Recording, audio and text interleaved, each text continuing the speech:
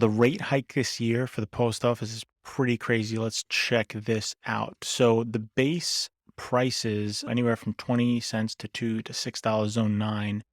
This is pretty significant, right? This is nothing to sneeze at. Let's go down to first class. Again, you got a minimum of a 30-cent increase, even a 1 ounce next door to your house. If you're shipping out, it's an extra 36 cents. That's almost 10%. That's absolutely insane. That's pretty crazy. That's a substantial increase.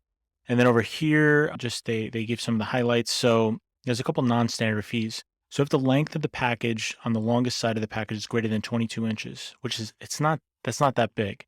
Think of a skateboard. The package is considered non-standard and will incur a $4 fee, an extra $4 to ship, no matter where it is. If the measurement is greater than 30 inches, which again is not that big, that will incur a $15 fee. Man, people shipping out skis and bicycles, unbelievable. If the total volume is greater than 2 cubic feet, then a $15 fee applies. I'm assuming that like with height, so let's do like 12, 12, 12. Let's see what that comes with. 12 times 12 times 12 would be 1,700. So double that. So let's see, let's see, 24 times 12 times 12 will be 34. Yeah, so 24-inch by 12. So you're looking at one of those extra large Home Depot boxes. That would be a $15 extra fee. Even one of the medium ones, think about it, 24-inch by 12-inch.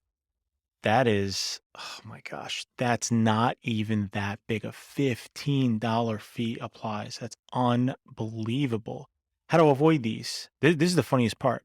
Use packaging that most closely resembles the actual length of your products. For larger products, some of these fees might be inevitable.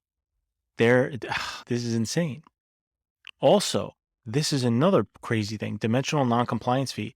When does this apply? If the dimensions of your package are entered incorrectly, an additional fee of $1.50 applies. That is absolutely crazy. That's crazy. This is why man, services and companies like eBay are going to get harder and harder to sell on because you're responsible for making your own shipping relationship, whether it's through Shipping Easy or through eBay.